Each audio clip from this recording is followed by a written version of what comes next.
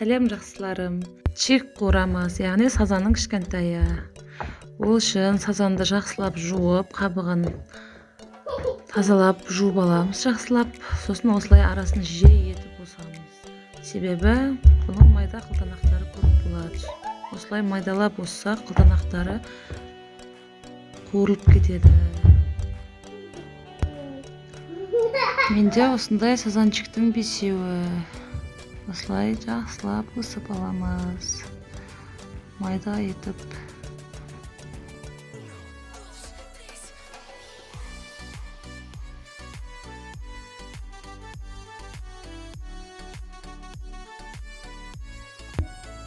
Осылай барлығын кесіп алғаннан кейін енді тұздаймыз. Тұзды осылай ішіне, сыртына, балықты әр кескен орталарына, әр жеріне осылай істесек арасы ашылады. Өстіп жақсылап тұздаймыз. Тұзды өзіңіз қалағанша тұздайсыз. Тұзы аздау болса, кішкене қосасыз. Тұзы көптеу, молырақ болсын десеңіз, ащылау болсын десеңіз, көптеу қосасыз. Осылай барлығын тұздап аламыз. Сосын балығымызға осылай ұнды жұқа етіп себеміз. Ішіне, сыртына жақсылап сеуіп шығамыз.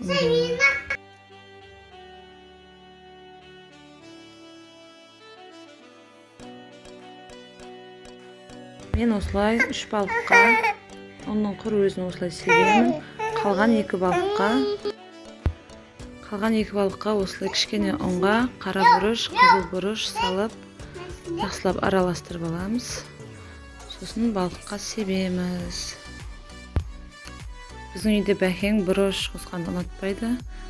Сол үшін бұл екі балықты мен өзіме ғана істеп жатырмын. Егер сіздерде ащы